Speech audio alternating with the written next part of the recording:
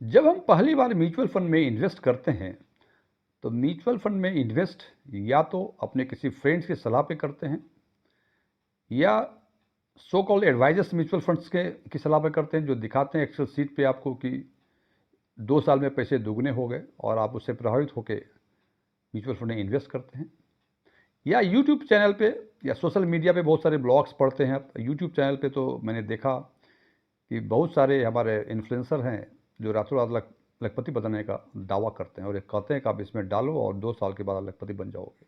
खैर जो भी फैक्टर्स हो जिस भी कारण से आपने म्यूचुअल फंड में इन्वेस्टमेंट करने का सोचा हो, आप इन्वेस्टमेंट करने के पहले आपके दिमाग में बहुत सारी बातें होती हैं। आपको लगता है कि म्यूचुअल फंड में कोई जादू होता है और हमने पैसे डाले और उधर पैसे दोगुने हुए।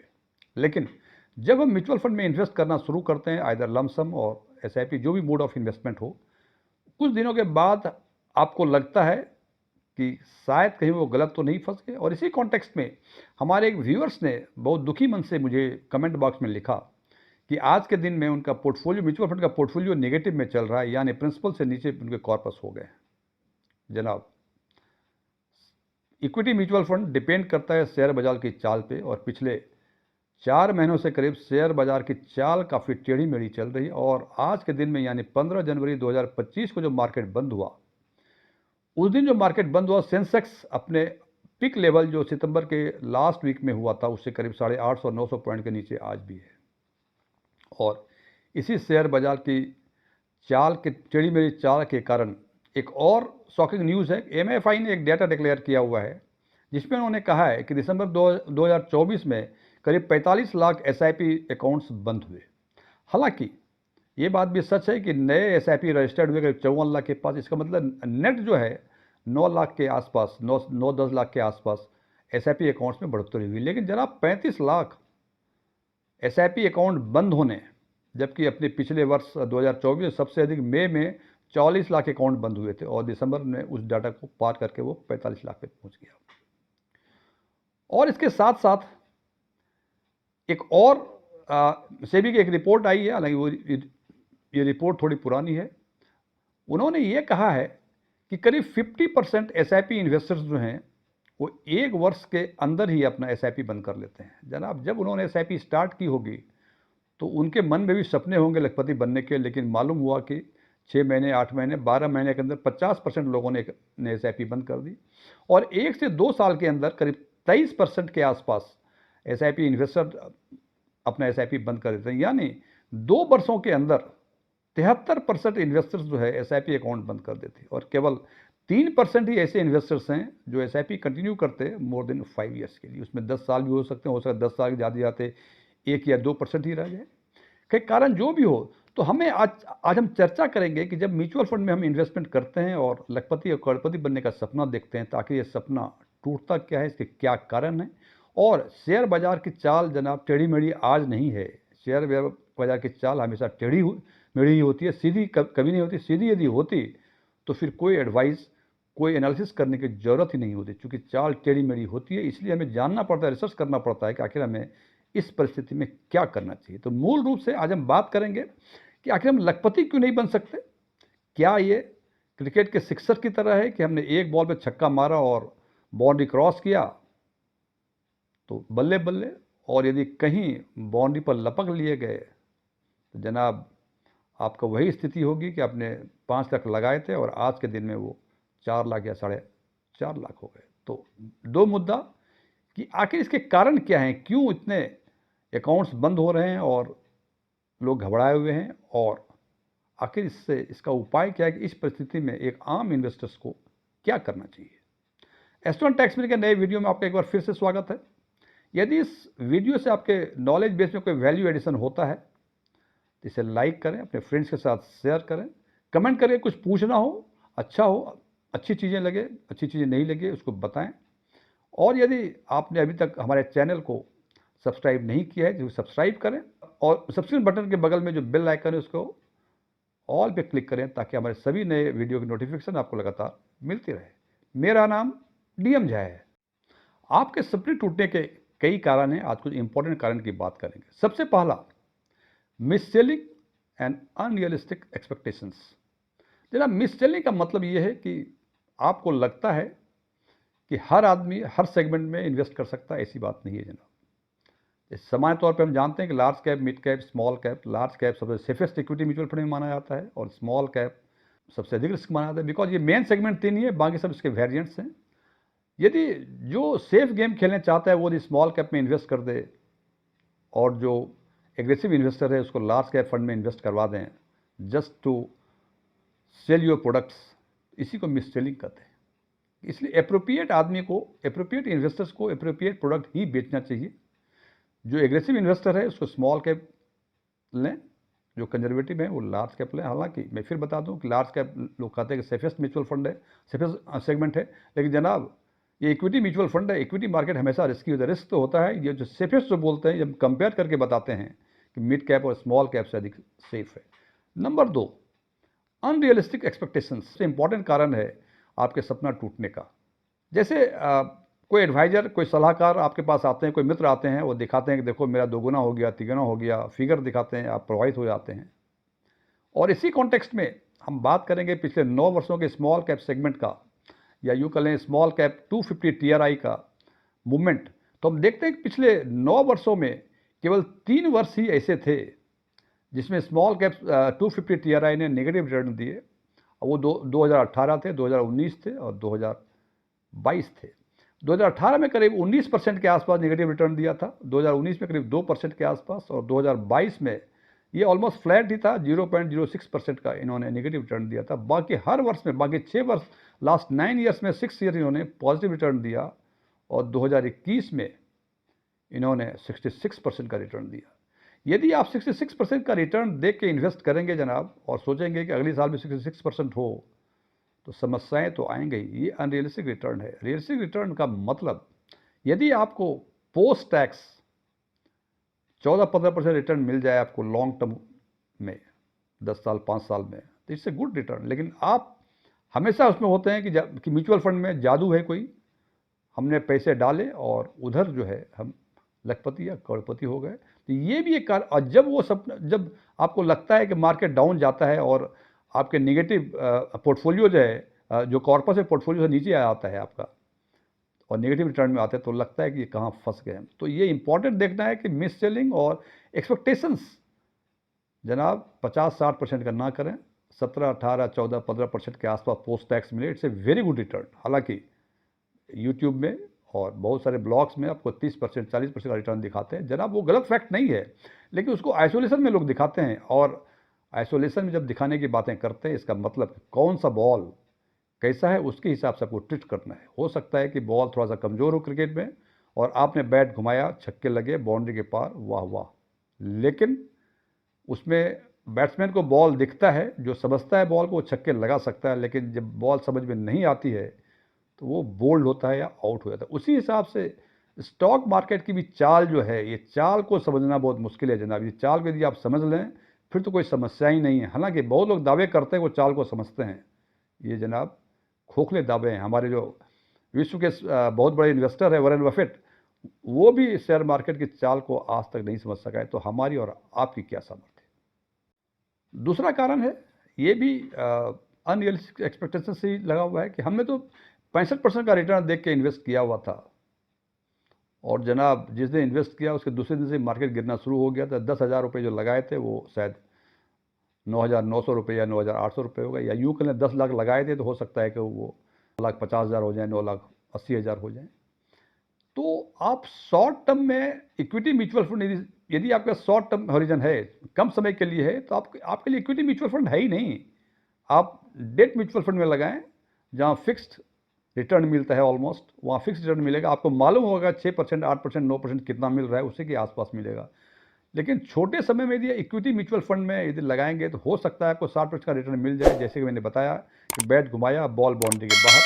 लेकिन ये भी हो सकता है इक्विटी म्यूचुअल में हमने 65% देख के लगाया और अगले दिन ही कोरोना टाइप का कोई एपिडेमिक आ गया, तो ये हुआ कि 10 लाख का फिर आपका 8 लाख हो जाएगा।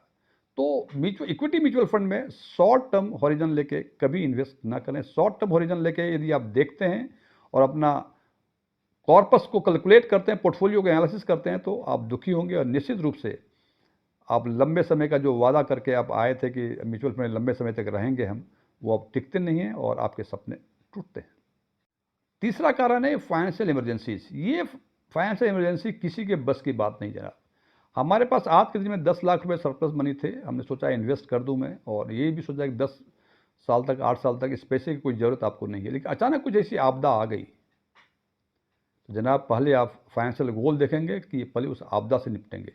तो उस आपदा से निपटने के चक्कर में हम लंबे समय तक नहीं रह सकते और उस पैसे को निकाल लेते। जब हम उस पैसे को निकाल लेते हैं तो निश्चित रूप से आपको लखपति करोड़पति बनने का सपना तो टूट ही जाता है। और चौथा जो सबसे इम्पॉर्टेंट रीजन है, हालांकि सबसे लास्ट में रखा है इसको हमने, वो है मार्केट वोलाटिलिटी। जनाब जैसे मैंने बताया कि शेयर मार्केट की चाल टेढ़ी मेढ़ी है, और जब आपने एसआईपी किया या लमसम किया तो सबसे पहले इन्वेस्टर्स का बेसिक प्रिंसिपल्स है इन्वेस्टमेंट में कि लंबे समय के लिए रखना है। लंबे समय मतलब 8 साल 10 साल के आसपास। जनाब जब 8 साल 10 साल के लिए आपने पैसे को इन्वेस्ट किया हुआ है, या आप एसआईपी 10 साल के लिए 8 साल के लिए है, तो मार्केट आज नीचे जाए ऊपर जाए क्या फ़र्क पड़ना है। बिकॉज मार्केट का ऊपर जाना नीचे जाना, यदि पैसे आपको निकालने हो फिर तो हमको समझ में आता है कि पैसे कम हो गए पैसे अधिक हो गए। तो ये जनाब म्यूचुअल फंड में जब इन्वेस्टमेंट करें डेली उसको ना देखें, क्योंकि मार्केट है, मार्केट तो ऊपर भी जाएगा नीचे भी जाएगा, सब कुछ नोशनल है। यदि मार्केट ऊंचा चला गया, एनएवी बढ़ गई आपकी, आपको लगा कि 10,000 का 11,000 हो गया, 10 लाख का 11 लाख हो गया, तो आपको लगता है कि 1 लाख का फ़ायदा। जनाब वो फ़ायदा तो तब होगा जब उसको विड्रॉ करेंगे। ठीक है, ऑल नोशनल हो, चूंकि निकालना आपको 10 साल के बाद है, तो 10 साल के बाद वो नीचे जाएगा ऊपर जाएगा, आज से कहना बहुत मुश्किल है। इसीलिए डेली इसको एनालिसिस ना करें, डेली ना देखें, साल 6 महीने में पोर्टफोलियो को रिव्यू करें, और लगे कि कुछ चेंज करना है, कुछ स्विच करना है, you can do it. But आम लोगों की समस्या है, बिकॉज हम प्रभावित होते हैं ये सोच के कि 1 साल में लखपति बनना है, मुझे करोड़पति बनना है, तो हम डेली देखते हैं, और जब मार्केट नीचे गिरता है तो एक टेम्पटेशन आता है हमारे मन में कि अरे यहाँ तो फंस गए यार, कहीं और मार्केट गिरे तो और पैसे लॉस ना हो जाए अधिक, इसलिए हम उससे निकल जाते हैं। तो ये भी एक कारण है जिसके चलते आपके करोड़पति या लखपति बनने का सपना टूटता है। अब देखना यह है कि आखिर हम इस परिस्थिति में, क्योंकि शेयर बाजार की चाल जो टेढ़ी मेढ़ी है कोई आज नई नहीं है, ये जब से शेयर ये मार्केट स्टार्ट हुआ है तब से अपवर्ड या डाउनवर्ड लगातार नहीं गया है जनाब। इसलिए 100 पॉइंट से बीएसई स्टार्ट हुआ था और आज करीब 80,000 के आसपास है, तो निश्चित रूप से ऊपर नीचे तो गए ही होंगे ये। तो जब भी म्यूचुअल फंड में इन्वेस्ट करें तो लॉन्ग टर्म हॉरिजन के लिए रखें, ये मान के चलें कि लंबे समय तक, जब पैसे तो निकालने तब है जब आपका 8 साल 10 साल होगा, तो बीच बीच में क्यों आपको डरना या बहुत खुश होना। इसलिए हमेशा हॉरिजन लंबे समय के लिए रखें। नंबर 2, जब मार्केट गिरना शुरू होता है तो हमारी धड़कनें बढ़ती हैं, और जैसे कि रिपोर्ट में बताया कि 50% एसआईपी इन्वेस्टर्स जो है 1 साल के अंदर अपना अकाउंट बंद कर देते हैं। आप भी बंद करते हैं, हम भी बंद करते हैं जनाब। तो यदि ऐसे कभी लगे आपको, हालांकि ये भी इससे गलत है, लेकिन यदि लगे कि भाई ये बहुत खराब ही हो रहा है, तो एसआईपी बंद करने से बेहतर है 2-3 महीनों के लिए इसको पॉज कर दें, सो दैट कि 4 महीने के बाद 3 महीने के बाद फिर उसमें एसआईपी स्टार्ट कर सके। होता क्या है जनाब, यदि एसआईपी पॉज होता है 3 महीने के बाद फिर वो कटना शुरू हो जाता है, तो आपको कंपल्सरी पैसे अकाउंट से कट जाते हैं आपके, और आपके इन्वेस्ट हो जाते हैं। लेकिन जब अकाउंट बंद कर देते हैं और फिर से नया अकाउंट खोलना, उसमें थोड़ा समय लगता है, उसमें टेम्पटेशन नहीं होता है हमारे नए अकाउंट फिर से खोलूँ। इसलिए कोशिश करें कि यदि ऐसी परिस्थितियाँ कभी लगे आपको कि नहीं नहीं मार्केट की स्थिति बहुत ख़राब है, पता नहीं मार्केट क्या होगा, तो उसको पॉज करते हैं एसआईपी को, डोंट क्लोज इट। जैसे मैंने पहले कहा कि म्यूचुअल फंड का पोर्टफोलियो डेली एनालिसिस करने की जरूरत नहीं है, साल 6 महीने में एक बार देख लें, उसको देख लें कौन अच्छा कर रहा है कौन खराब कर रहा है। इसलिए always avoid reacting to market volatility. Market तो वोलाटाइल है ही है, जैसे मैंने पहले कहा कि ये स्ट्रेट अप या डाउन नहीं जाता है जनाब, ये ऊपर नीचे तो होगा ही होगा। इसको अवॉइड करें, क्योंकि एक मानव प्रवृत्ति है कि जब रिटर्न नेगेटिव आता है तो हमें लगता है अरे निकल जाओ यार, पता नहीं और कुछ ना हो जाए। इसलिए ये एडवाइजेबल है कि मार्केट वोलाटिलिटी को आप अवॉइड करें। एक और चीज़ है जो बहुत इंपॉर्टेंट है इन्वेस्ट करने के पहले, कि ये मान के चलें कि इक्विटी म्यूचुअल फंड में इन्वेस्ट करना कोई जादू नहीं है। हो सकता है जादू हो जाए, जैसे हो सकता है सिक्सर लग जाए, लेकिन मैं बार बार कहता हूं कि क्रिकेट के खेल में और इसमें एक बेसिक डिफरेंस है कि क्रिकेट में बैट्समैन जो है बॉल को जज करता है, उसके हिसाब से डिसीजन लेता है कि मारना है या उसको डिफेंस खेलना है। वहाँ पहले पता चलता है, उसको इतना असेसमेंट है। लेकिन शेयर मार्केट की चाल को एसेस करना, हालांकि अंदाज़ा मिलता है लेकिन एग्जैक्टली एग्जैक्ट करना इट्स क्वाइट डिफिकल्ट। सो जब भी आप एक्सपेक्टेशंस की बातें करें, जब भी आप उम्मीद लगाएं इक्विटी म्यूचुअल फंड से 20%, 40%, 50%, it must be realistic. Realistic का मतलब अगेन आई रिपीट, 15%, 14%, 16%, 18% आपको पोस्ट टैक्स रिटर्न मिल जाए, इट्स वेरी गुड रिटर्न। आप यदि 40% के चक्कर में रहेंगे, उम्मीद लगाए रखेंगे, तो हो सकता है 40% मिल भी जाए, ऐसा नहीं कि नहीं मिलता है। लेकिन जनाब, यदि आपका 8% हो गया, आप तो बहुत दुखी होंगे। उम्मीद लगाएं जो रियलिस्टिक हो। एक बहुत इंपॉर्टेंट टॉपिक है, इस पर हमने एक वीडियो बनाया हुआ था, बहुत सारे हमारे व्यूअर्स ने मुझे गालियां सुनाई हैं। प्रोफेशनल एडवाइस, सीधे साफ शब्दों में, डायरेक्ट प्लान लें या रेगुलर प्लान। जनाब, यदि ज़रूरत हो तो प्रोफेशनल एडवाइस ज़रूर लें। मैं फिर कह रहा हूँ, professional advice, advice must be professional. Advice का मतलब ये नहीं कि वो एडवाइज़र आपका फॉर्म भरवा ले और एएमसी के ऑफिस में जमा कर दे और इसी बात पे 1.5 से 2% का कमीशन चार्ज कर ले। हालांकि इस एडवाइस के कॉन्टेक्स्ट में हमने एक दो वीडियो बनाए हुए हैं और उस वीडियो में हमारे कुछ व्यूअर्स ने हमें बहुत गालियां दी और मुझे लगता है वो सारे व्यूअर्स एडवाइज़र ही रहे होंगे। तो ये ध्यान रखें, एडवाइस लेना अच्छी बात है, लेकिन वो इट मस्ट बी प्रोफेशनल। तो मेरा मतलब नट सेल में कि आप डायरेक्ट प्लान भी ले सकते हैं, रेगुलर प्लान भी ले सकते हैं। यदि आप चाहते हैं कि रेगुलर प्लान लें, ये इंश्योर कर लें कि वो एडवाइज़र जो भी है, आपका एडवाइज़र या एजेंट जो ये बोलते हैं, वो आपको प्रॉपरली प्रोफेशनली एडवाइस दे रहा है, ना कि केवल फॉर्म पहुंचाने का काम कर रहा है। तो ज़रूरत के हिसाब से एडवाइस ज़रूर लें। और एक वेरी इंपॉर्टेंट प्रिकॉशंस लेना चाहिए लोगों को। सामान्य तौर पर जब हम ट्रेडिंग करते हैं तो हम कोशिश करते हैं, ये नॉर्मल बिजनेस का प्रिंसिपल है कि सस्ता खरीदें और उसको महंगा बेचें। यानी जब सस्ता हो माल तब उसको खरीद लो और बाद में जब महंगा तो उसको बेच दो। लेकिन स्टॉक मार्केट और इक्विटी म्यूचुअल फंड में इसका जस्ट उल्टा होता है।